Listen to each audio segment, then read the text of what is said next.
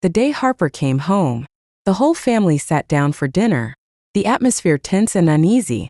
She sat across from me, small and dark-skinned, looking quietly eager at the table full of delicious food, yet hesitating to reach for her chopsticks. I couldn't resist anymore and took a piece of spicy chicken. Mom quickly moved the dish in front of me, making sure I could reach it easily. Ava loves chicken the most.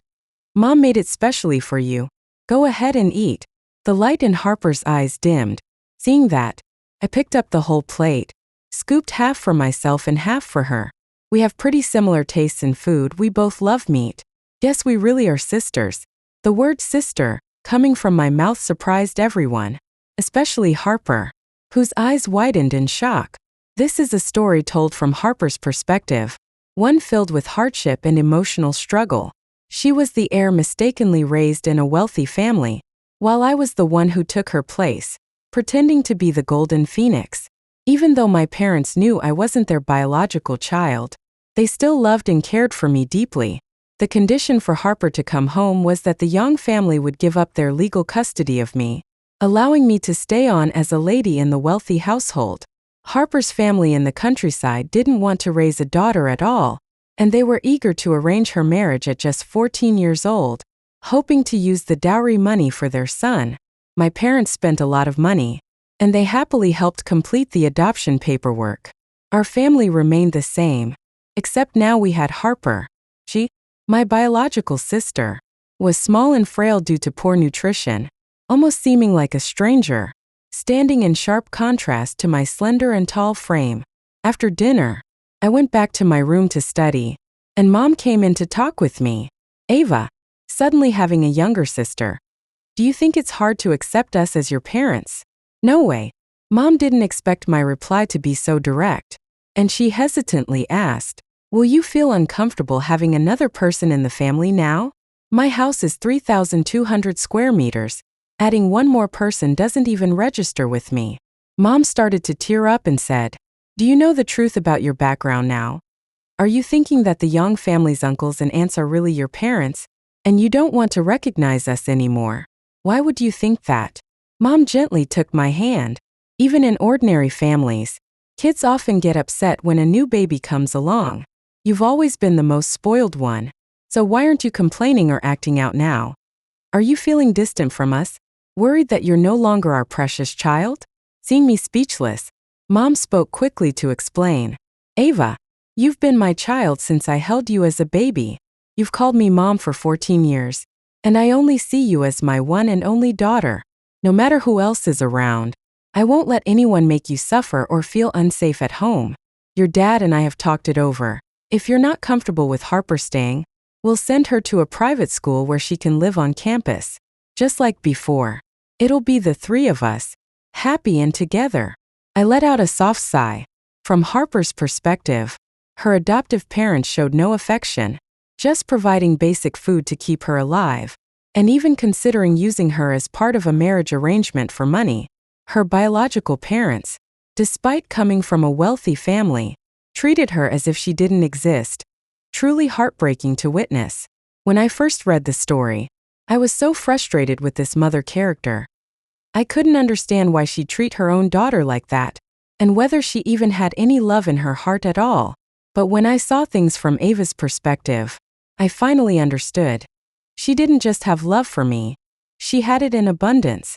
When the biological child came home, her first thought was to give me a strong sense of security and reaffirm my place in the family.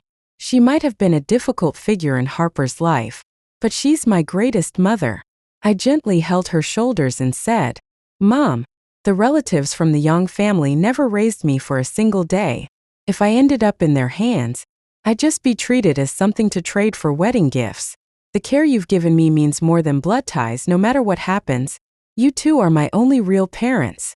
My mom was actually a tender-hearted woman who rushed toward me with teary eyes and hugged me tightly, saying, Mommy hugs you.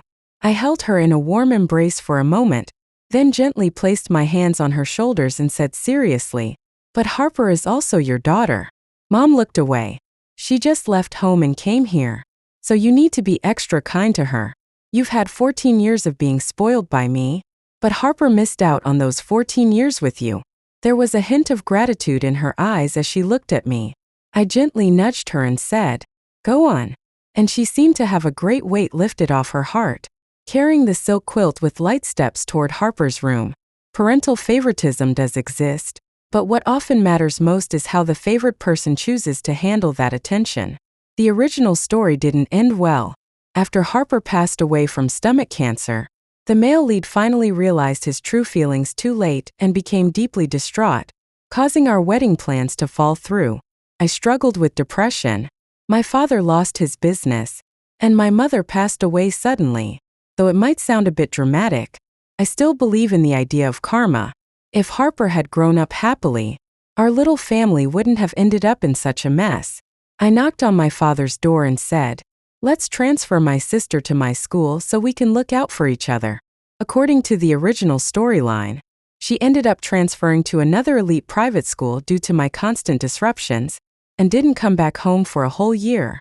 Later, after falling behind in studies and dropping out, she ended up transferring to my school, where she faced ongoing hardship and mistreatment during her teenage years.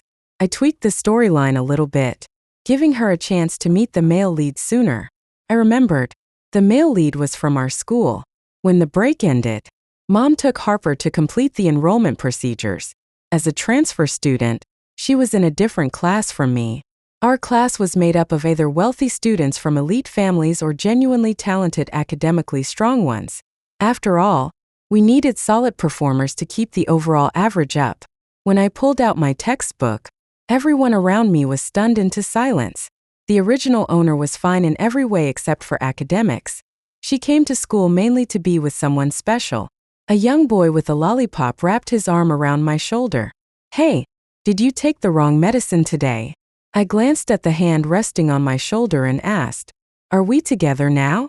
"That's right." I looked away. "That's not how it's going to be anymore." The boy stared in disbelief. "Are you serious?" "No." I casually turned a page in my book. "I want to apply to Tsinghua University." "Come on," he muttered angrily. "Ava's lost her mind. She says she wants to get into Tsinghua University." I paid no attention to the laughter around me. In the original story, the previous owner eventually studied art and went abroad right after high school graduation, returning many years later. This is the backstory behind the heroine's painful journey of taking on a substitute role. I'm different. I don't have a single bit of artistic talent, and all I want is to get into Wudao Co-Vocational Technical College. In real life, I was just 7 points short of getting in, which was really disappointing. Now that I've ended up in a girl's body, I might as well take the exam again. All morning, I sat in the classroom assessing the difficulty of the current textbooks and the quality of the teaching staff, and felt that the external conditions were still solid. Handling middle school level material seemed pretty straightforward. After lunch, I went to the next building to look for Harper. Mom told me Harper had been placed in class, but I couldn't find her in the class row. I asked a few younger students heading to lunch, and when they heard I was looking for the new transfer student, their eyes immediately shifted away. I had a bad feeling and grabbed someone, asking, "Where is she?" Emily took her to the bathroom. A wave of unease washed over me. If the original character was someone who appeared gentle on the surface but was actually cunning and calculating, her friend Emily in the story constantly supported her in mistreating Harper. Turns out Emily was more proactive than I expected. She was already stirring up trouble on her own, even without me saying a word. I rushed into the restroom to find several girls from Class 10, led by Emily, kicking Harper, who was lying on the ground. "What kind of outsider dares to come to our school? How about this welcome gift? Do you like it?" I tossed off my jacket and pushed Emily's head into the sink. "Who are you calling a loser?" "Ava." "What are you doing?" "Mind your own business." I turned on the faucet and sprayed water directly at her face. "She's my sister. What's it got to do with you?" Harper's eyes lit up as she was pinned to the ground. We were all middle school girls, and fights usually just meant pulling hair or scratching faces. I was alone in the situation. Though I charged forward with a fierce look, I ended up getting badly beaten. When Emily tried to slap me, Harper rushed forward and bit down hard on her wrist, drawing blood. Their homeroom teacher walked in and saw the scene right then and there. She led all of us to the office and asked, "Why were you fighting?" Emily jumped in first, saying, "John, we were just greeting the new student when Ava suddenly attacked us." "You really know how to make a scene." I could hear the crying from the next building. Is this what 10 class is known for? Warm hospitality? I grabbed Harper's arm and showed it to John, letting him see what was going on.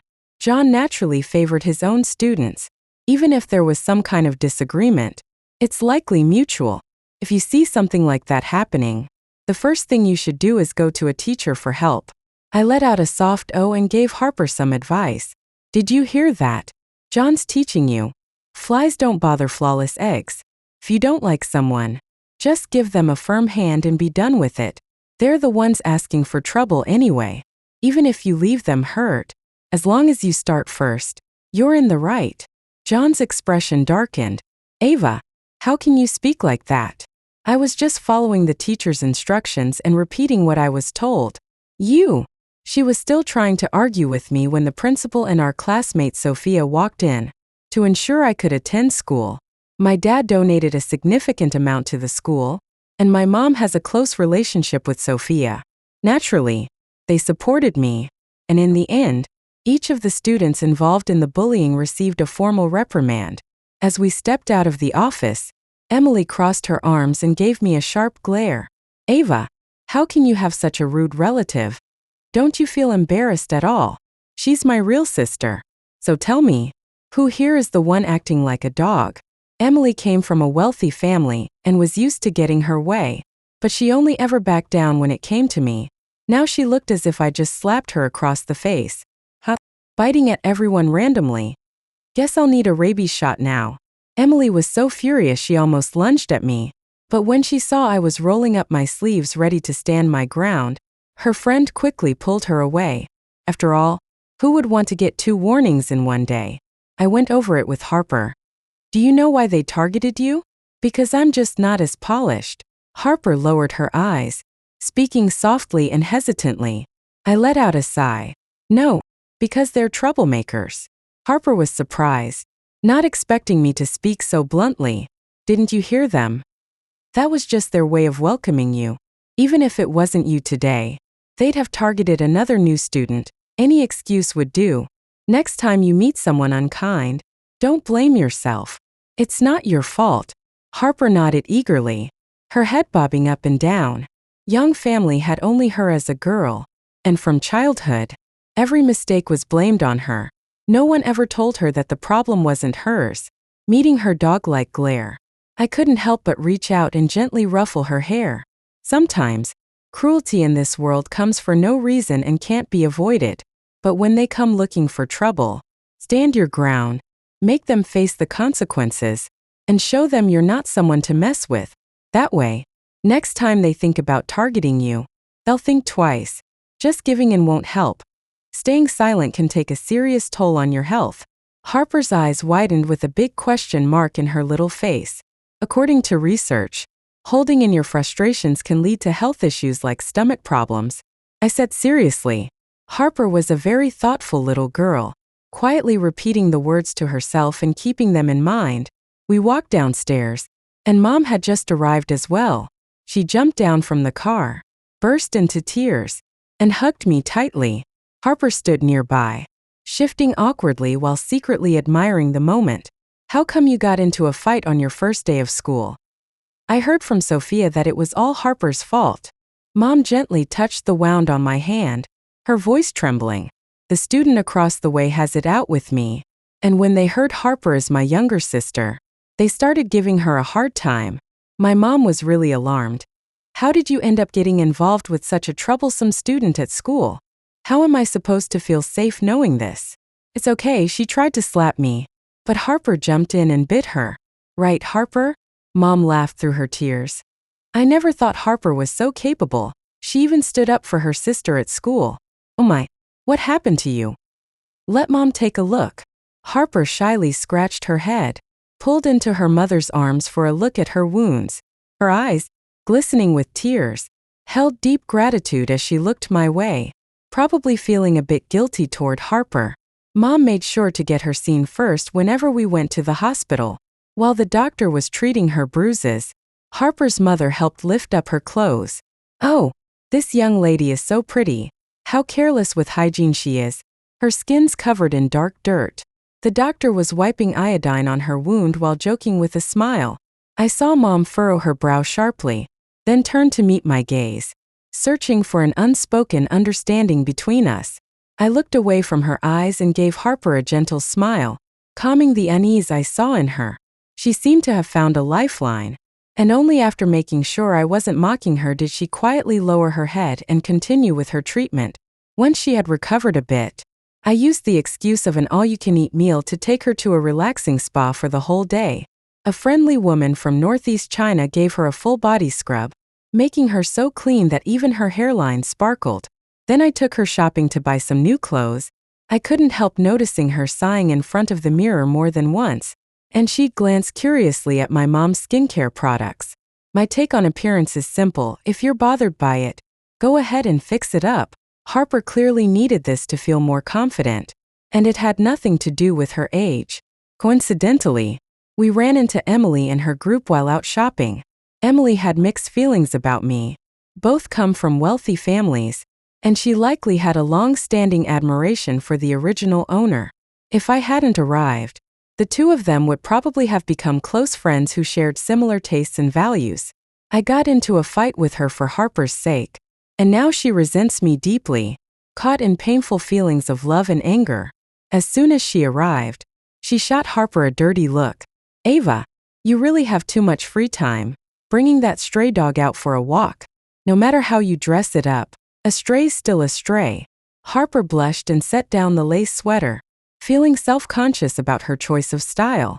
"I'm not really good with fashion," I said, leading Harper out of the teen clothing store and following behind Emily. "Let's just go with whatever Emily picks." Emily gave a satisfied huff, strutting confidently into Chanel and browsing the bags like she knew exactly what she was doing. Harper had never been to a luxury store before, and the sight of people waiting in line to get in made her feel nervous and unsure. The security guard was quick to judge people by appearance, and seeing how young she looked and how shy she seemed, he grew impatient. "Well, are you coming in or not?" Harper was on the verge of tears, caught between agreeing and refusing. Suddenly, a delighted voice came from inside. Ava, a sales associate in high heels, with an elegant presence, stepped forward and said, "You usually come here with your mom. What's different today? Why are you alone?" I introduced Harper to her. "She's with me to buy clothes. Please help her pick out a complete outfit." The saleswoman warmly guided Harper inside. "Of course. Please come in. What kind of afternoon tea would you like?" Emily stood frozen, watching the salesperson lead Harper into the VIP room. "Thanks to my mom, she can spend tens of thousands in just one evening. Sales staff on this floor all know me by name. Even my dad, who's usually so straightforward, gets valet parking whenever he comes to the mall." Emily and the others were crowded together outside, eyeing the bags, while Harper sat inside as a salesperson knelt to help her try on shoes. After a month at my place, Harper had definitely gained some healthy weight and looked brighter. Dressed in a cute little dress with a simple hairstyle, she instantly seemed like a completely different person. Her demeanor still lacked confidence, constantly glancing back at me like a startled bird, each price tag feeling like an arrow piercing her heart. I casually reached into my shirt pocket and pulled out a card, placing it on the table. "My dad's credit card has a monthly limit of $200,000, and if you go over, just give him a sweet look. He'll pay it off ahead of time." I pulled out a second card. "Your sister's lucky money this year. Can't remember the exact amount, but it's definitely in the tens of thousands. You're the real heiress. You've got more than me." "No doubt." I lounged with my legs crossed, staring at the doll in the mirror. "Money isn't an issue. Take whatever you like. How did the princess even get here?" At that moment, the confident and spirited girl was the perfect example. When the sales associate happily guided Harper out to check out, I walked over to Emily with my hands in my pockets. "Still haven't decided. I think this classic CF looks pretty great, don't you?" Emily clenched her teeth, determined not to back down. She probably came in just to show off. Even wealthy families wouldn't spend money on a young girl like that without reason. Luxury boutiques tend to be places where people compare themselves to one another. Harper stood a few steps away, fully dressed and attentively examining the handbags in the display case, while Emily felt caught off guard under my steady gaze. "I'll take this one." Emily pointed at the gold chain's small size, lifting her chin slightly and letting out a forced huff. "After waiting so long, not even a silver chain to show for it. Bring me the medium silver chain from your family's storage cabinet." I'm treating my little sister to her first handbag. I leaned against the counter and tapped on the glass. In that instant, Emily felt as though her heart had been pierced by countless arrows. Sorry, VIP members do get access to exclusive items. When they first walked in, Emily was confident and proud, while Harper seemed out of place. By the time they left, their roles had subtly shifted. Young girls' comparisons still revolve around showiness and vanity. Just one bag or one outfit can shake long-held confidence, or create a sense of self-assurance they've never had before. Mom couldn't stop smiling at the sudden transformation in Harper, examining her from every angle and praising her for having great taste, especially how well the bag she bought would hold its value. There's never unconditional love in this world. Mom loves me because I'm the young lady she's raised for 14 years, and even more so because I'm just as beautiful and tidy as she is. We're family, sharing the same daily routines and both the positive and challenging aspects of our household culture. Harper is an outsider, and her process of fitting in will inevitably come with some challenges. I believe time will ease everything, especially with money backing her up. After going through the intense situation, Emily finally came to her senses. She mocked Harper for being a low-key person, thinking to herself that she was her mother's daughter. Of course she knew how to spend money and take care of her appearance. She sent me a sarcastic message. "What's so great about having money? You should focus more on your sister's grades." Haha. It was reassuring to hear the word grades come from Emily's mouth. The only thought I had while reading the original text was, don't you all just spend your days fighting, causing drama, and getting into messy relationships instead of focusing on studying? But when I went to Harper's room and insisted she hand over her test papers, I realized the situation was more serious than I thought. I just can't figure it out. Failing every subject is one thing. But how did you manage to get only in FISI? Harper stood with her hands behind her back, staring at the glaring points, utterly puzzled.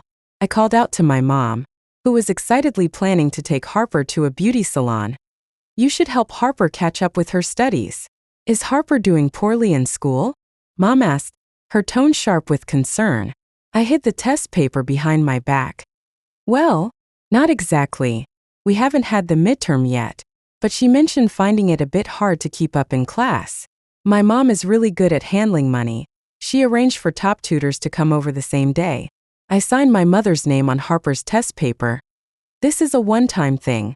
Passing the midterm is mandatory." Harper let out a long, weary sigh and turned her gaze away, utterly drained. "Hey, how bad could your grades possibly be, leading lady?" I quickly gave her some guidance, and my life gradually returned to calm.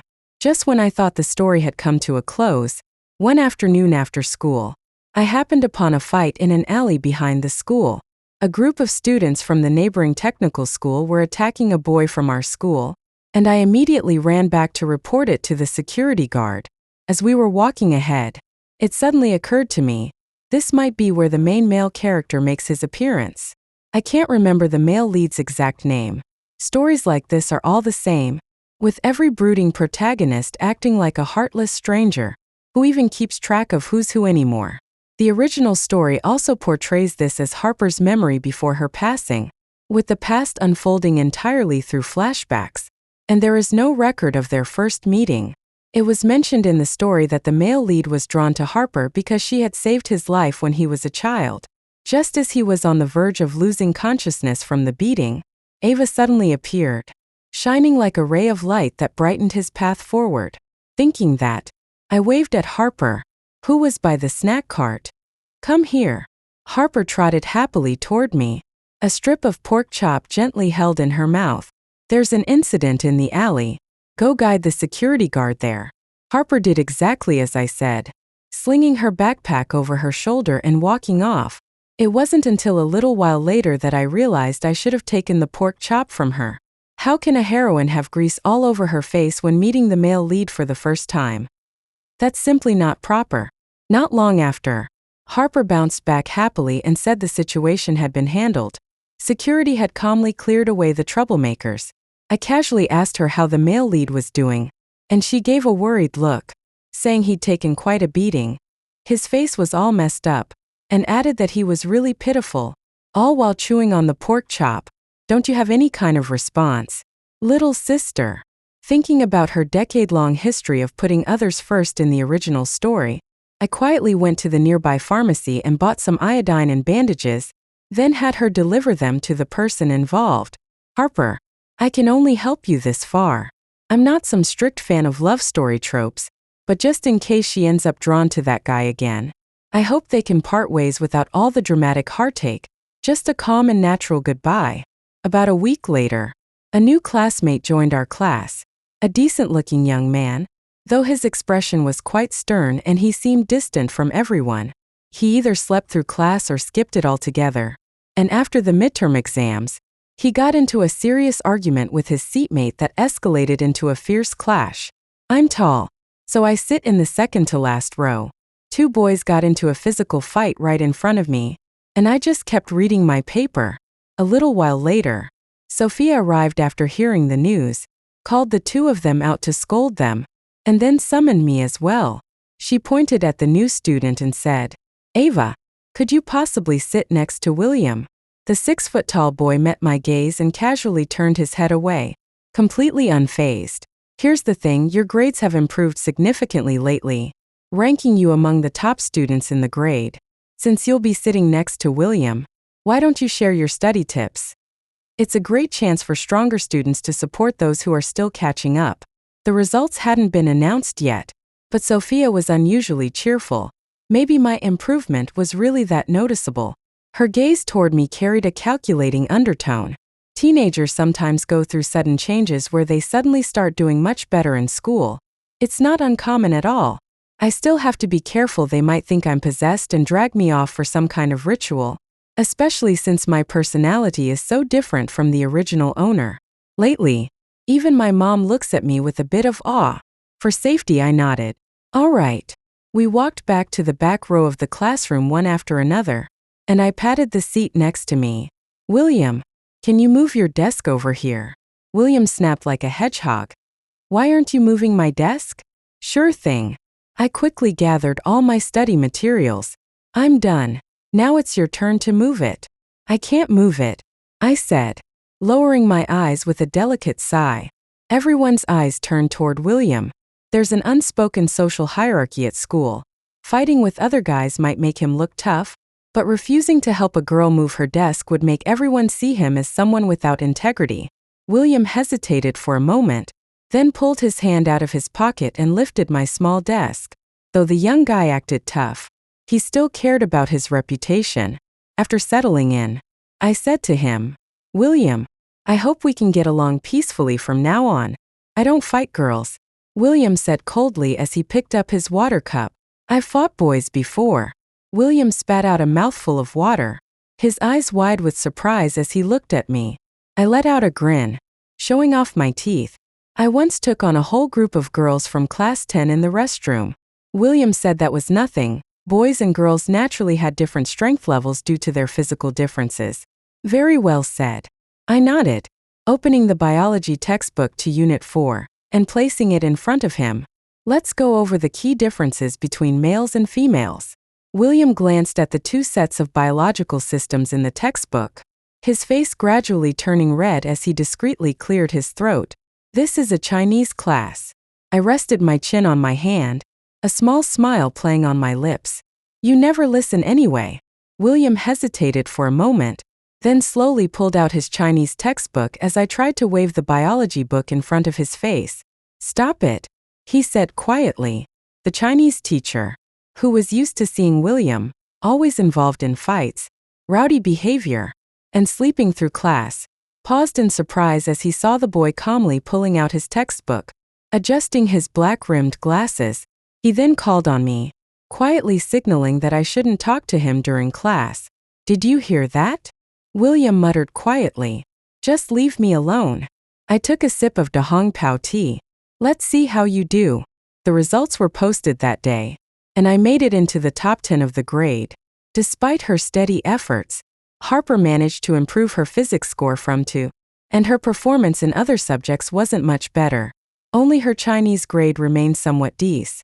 My head was spinning as I tried to figure out how to hide it, when John's call came through to the house. My father slammed down the phone. Furious. What kind of test was this? With tens of thousands of yuan spent on tutoring every month, even the most stubborn student couldn't perform this poorly. Harper held the report card, tears streaming down her face. Kids from rural areas just don't have the same foundation. It's hard to change that, Mom said, sipping her coffee while lounging in her silk robe. Is that a valid excuse? Her foundation is weak. Didn't you arrange tutoring for her? Teachers have mentioned she often seems distracted in class, lost in thought and not paying attention at all. Mom chimed in. Tutoring too. With a teacher this expensive, she doesn't even try hard. Going to lessons feels like pulling teeth. At that moment, Harper suddenly looked up as if shocked by an electric current. Her eyes filled with deep sorrow, but when she saw her parents' fierce expressions, she parted her lips slightly and said nothing. Dinner turned into a session where Harper was heavily criticized, and in the end, Mom summed it up. Forget it. If you're not cut out for studying, it doesn't matter. After all, you're a girl. Learning to look good and finding a good husband will serve you better than high grades ever could. Those books still need to be read, I said quietly. You can read if you want to. Compared to Harper, the one who made it into the top 10 in the grade, I was always right. Mom happily put a chicken leg on my plate, saying, "Look at you, studying so hard lately. You've even lost weight. Just tell me what you'd like to eat, and I'll make it for you. When is the parent-teacher meeting?" Dad asked me. Not us. Mom immediately realized what he was planning to do. Sophia already invited me. I've already thought about what to say on stage. I'll go to Ava's, and you handle Harper. My dad immediately said he wouldn't be available that day. They laughed playfully, and Harper slipped off the dining table to quietly wash her hands at the sink. I walked up to her and said, "Is there anything you'd like to talk about?" Harper didn't look at me, giving a quiet shake of her head. "My room is over there," I said, then ordered a home security camera online and placed it in the corner of Harper's study, hiding the device behind books so it wouldn't be easily noticed. The next day, the tutoring teacher arrived as scheduled.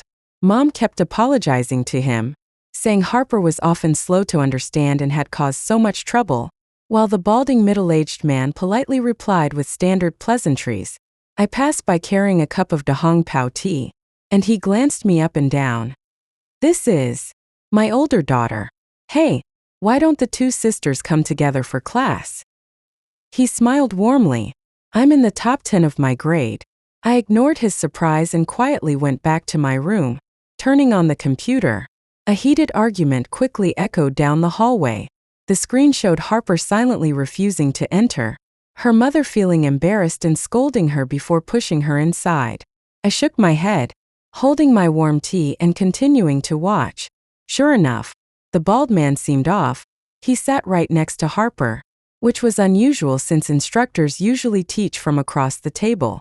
During the explanation, his elbow kept brushing against Harper's chest, seemingly by accident, but she subtly moved away each time. Called.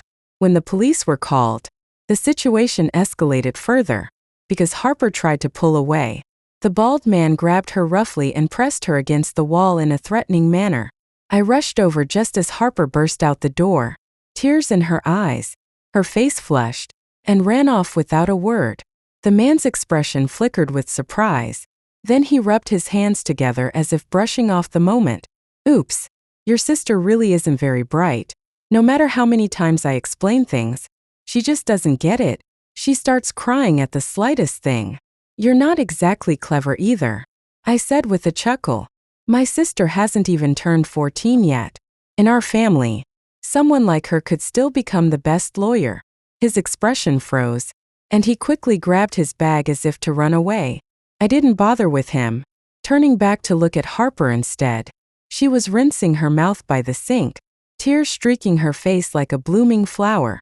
I gave her a puzzled look and said, "What's wrong?" Harper's face tightened slightly, but she said nothing. I glanced at my watch and started to leave. I hadn't gone far when Harper suddenly ran out behind me, calling softly from behind, "Sister." After saying that, she seemed to have used up all her strength. Suddenly, sirens wailed outside. Her eyes widened in shock, as if she were still trapped in a dream. I walked over and gently patted her head. "You did great." Harper's expression shifted from fear to deep sorrow. Then she suddenly threw her arms around me and burst into tears. She must have been going through some kind of ongoing harassment, but her natural instinct has always been to endure quietly. She was trained to be a quiet, obedient person, and any attempt to speak up would result in severe punishment. In a strange place, she didn't know who to trust or turn to. She grew more reliant on her instincts, keeping her voice hidden. She finally let out her first cry in my arms. She finally realized she wasn't in a sheep pen anymore, and that not everyone in the world was indifferent or cold-hearted. Asking for help is the most valuable first step. The bald man was quickly taken to the police station, and this time, Father arrived in a furious state, bringing his legal team right away. Mom finally understood why Harper's grades kept getting worse despite all the tutoring, feeling deep regret and holding her close while crying together. While Harper comforted her mother, I logged into the school forum where the bald man had taught and posted about his arrest. Other victims quickly responded with comments, sharing their experiences and exposing him as a repeat offender. I reached out to each of them one by one, gathered the joint complaint documents, combined with the home video recordings, and after relentless efforts by the legal team, the perpetrator was ultimately sentenced severely for rape. That's all in the future. Harper knocked on my door 3 days after the incident, holding her textbooks. "Sister, could you please teach me physics?" Hey, girls from rural areas, who wouldn't want to go to school? I talked to Mom, and since Harper has developed anxiety about tutoring sessions, I'll take her out for a while. Her mother was still shaken and felt deep regret. As long as she's happy, it doesn't matter if she studies or not. Our family situation is what it is. I told Harper, "Yes, our family is wealthy, and you might feel like you're already at the top of the world, but that doesn't change the fact that your education matters just as much. Even if you're living comfortably now, you can't count on your parents supporting you forever. Besides, with your high level of curiosity and intelligence, you'll naturally gain more experiences and choices in life. Your journey will become richer and broader." I had thought this advice might be too complicated for Harper to grasp right now, but she nodded without hesitation. "I want to be someone like Sister." Implied was her desire not to become like her mother. This might just be the power of setting a good example. Since the young girl was so eager to learn, I gave her a task to work on. I had her go over the baldness incident on her own, encouraging her to figure out what exactly happened and how it should be handled. Anything related could be explored. Harper never expected that instead of making her memorize textbooks and do endless exercises, I let her use her phone online. But this was something deeply personal to her. So she diligently researched online every day and read through a large number of books. I praised her, gave her an expanded list of reading materials, and encouraged her to gather information while creating mind maps. She was then asked to keep building up her knowledge base. She could explore any topic she was interested in, such as the causes of stomach cancer. Harper was too tired to complain, just giving me a quiet glance in response. In addition, I asked her to come to my place every evening study period to work on a few important assignments. I borrowed an empty classroom from Sophia, so we could study in our own way, unconventional and focused without disturbing others. One day, Harper came over for dinner and let out a surprised gasp when she saw William sitting beside me after just finishing a fight. I asked her what was wrong, and she said, "This is the guy who got beaten up in the alley that day." William gave her a sharp glance, clearly unimpressed by the words "got beaten up." I quietly took a sip of Da Hong Pao tea, and wow, there was the male lead right beside me. I tapped my fingers lightly on William's desk and said, Meet me after dark. What's going on? William said, lounging with his legs propped up, deliberately avoiding looking at me. Just in case my sister doesn't get close to you. I thought to myself, flashing him a smile. Let me give you a little lesson. William lowered his eyes. The classroom won't work? There are too many people here. William stayed silent for a long moment, let out a quiet huff, and turned his face away. Annoying. That evening, he walked into the empty classroom carrying his textbooks and froze in surprise upon seeing Harper. Who is she? My sister, I said, pointing to the seat next to Harper. Sit down.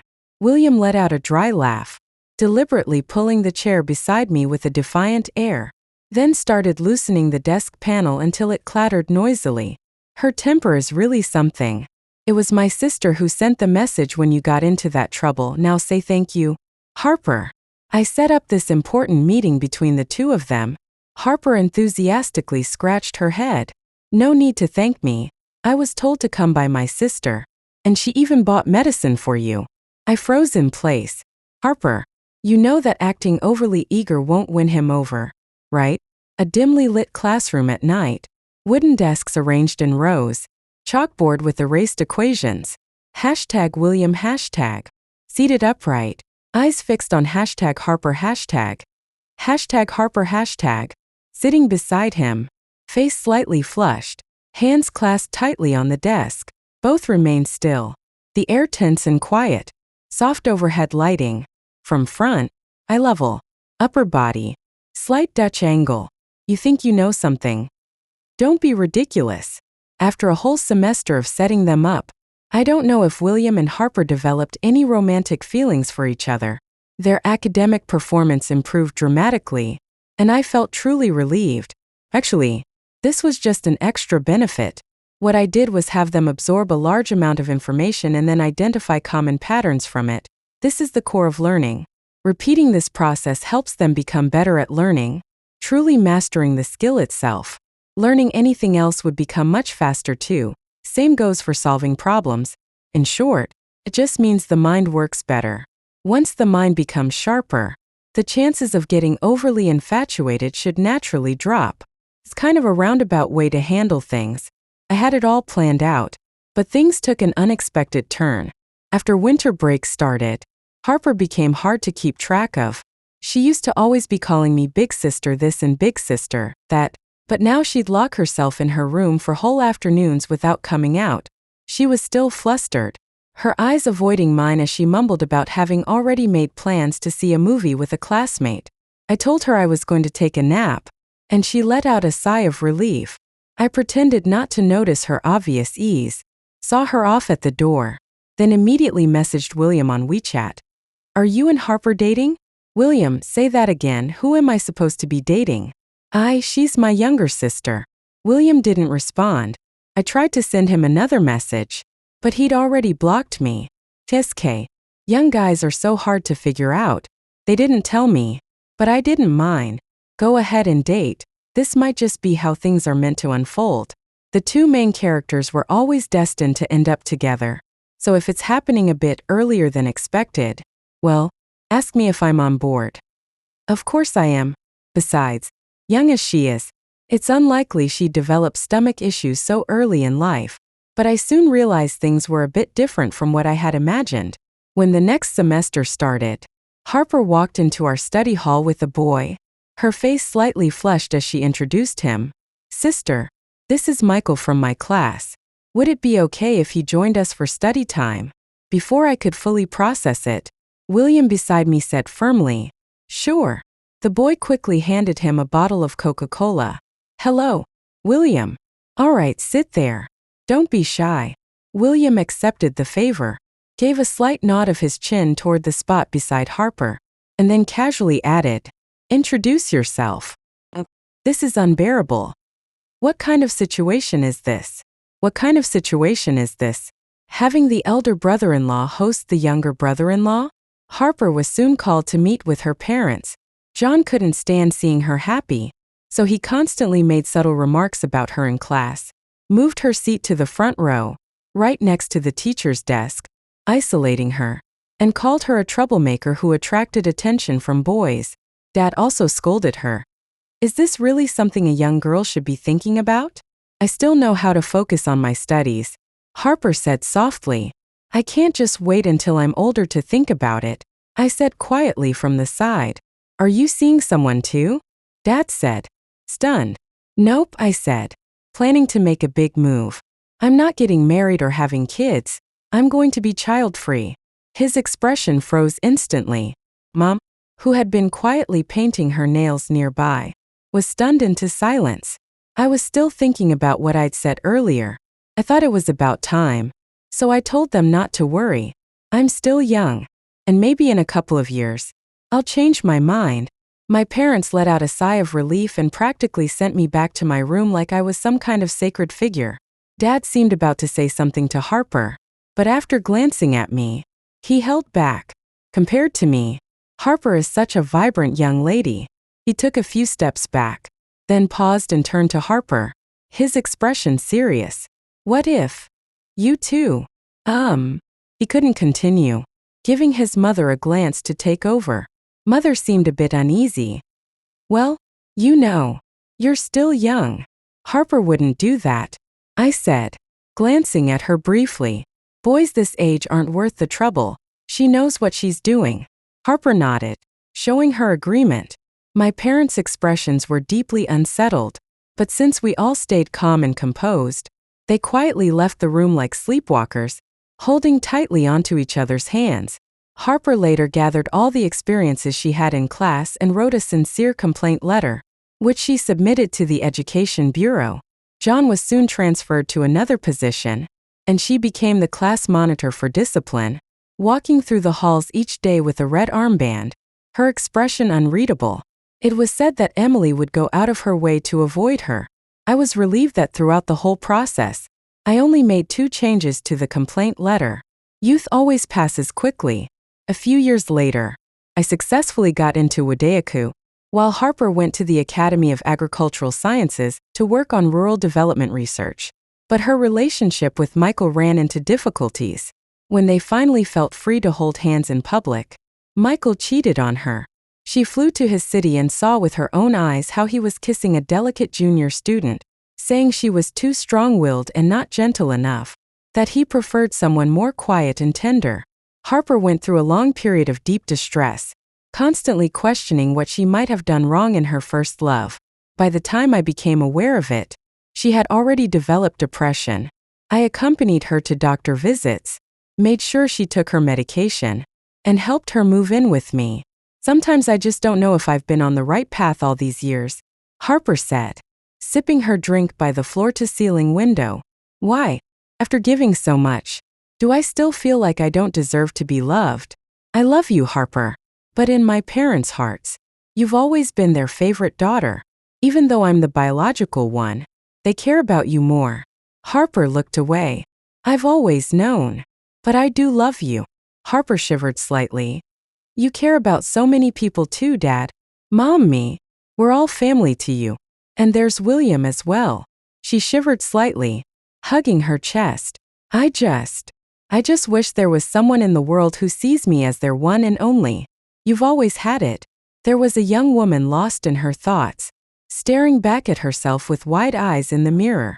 A softly lit bedroom at night. A large window revealing a starry city skyline. Gentle glows from streetlights below. #Harper #. Sitting on the edge of the bed. Head slightly lowered. One hand holding a glass of wine. Eyes distant. Soft warm lighting from the side. Eye-level shot focusing on the upper body. With a slight Dutch angle. Same as above. She wasn't some lifeless canary without a soul, unable to stand on her own or surrender her dignity just for Michael. When she first chose her path in life, she had already faced the choice between chasing her dreams and staying by his side. She made her choice, and now she's lost him.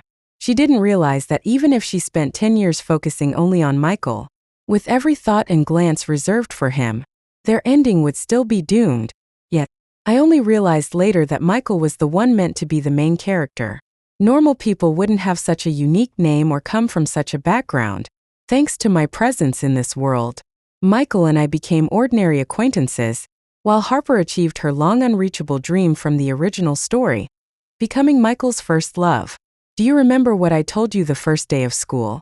When you got into a fight with Emily and her friends? I had you rest your head on my lap as I gently combed through your hair. She was lost in a memory. I said, they were terrible people. When you meet someone who isn't good for you, don't blame yourself. She murmured it like a quiet thought. Think carefully, was he really that good? Was he truly a thoughtful, kind, and loyal partner who made you better and brought you happiness and peace of mind? No, he's not. He really isn't. After making a mistake, he would seek someone else to comfort himself.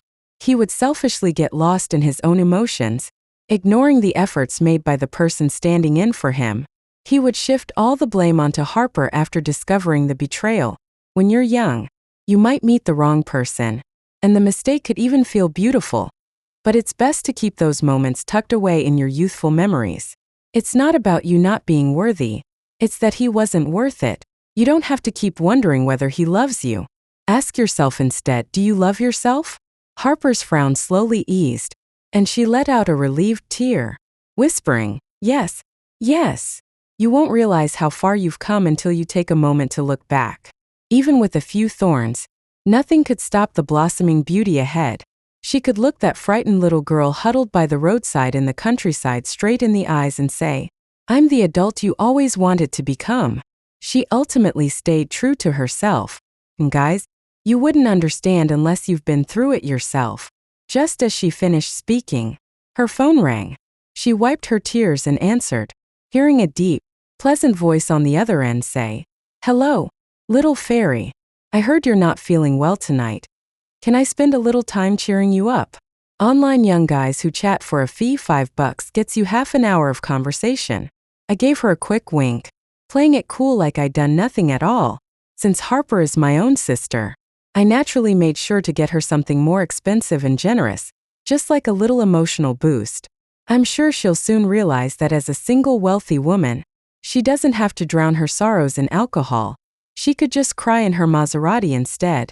A softly lit apartment hallway at night. Beige walls glowing under the gentle light from a ceiling fixture. #Harper #. In a long black windbreaker. Stands frozen just before stepping down the stairs. Below her, in the lower part of the frame, #William #. Years old with dark hair and sharp features. Wears an impeccably tailored coat. Standing upright with arms slightly crossed. His expression intense and foreboding. The space between them hums with tension. Shadows subtly tracing his face from a side angle. Eye level. Upper body shot. Wide angle with a slight Dutch TI. A dimly lit apartment hallway at night. Beige walls glowing softly under a ceiling light. #Harper #. Frozen mid-step. Head slightly lowered. Eyes narrowed in surprise. #William #. Standing directly below her. One hand pressed against the wall beside her head. Body leaning forward with intensity. His face is close to hers. Expression firm and urgent. The space between them feels tight. Shadows sharp from side lighting across both their faces. Eye level. Upper body shot. Medium close-up. Low-angle view. William let out a cold scoff. I already dealt with him. So why do you have so many young men's WeChat contacts? I don't have that many young guys' WeChat contacts. I just know how to use online shopping well. How do you even know there are young guys online offering to comfort people? He stepped closer, clearly annoyed, pressing me against the wall. I've seen a lot in life. William leaned close to me, his eyes deep and bright like stars. Ava, don't play games with me anymore. I've been waiting for you. For a long time. In that moment, this ordinary bystander became the most important person in the entire world. All right, I'll accept your proposal. What? What? I just wanted to ask you for a boyfriend. That's all. Sure. Then you can be my boyfriend. Wait a minute. Are you serious about marrying me? You already thought about marrying me. Oh, I thought you were proposing. So you just agreed so easily. To me? What's the big deal? If it doesn't work out, you can always get a divorce. The usually shy William suddenly radiated an intense, unsettling hostility. Today, I'm also being chased by my fiancé. Life as a wealthy young lady is just this simple and dull.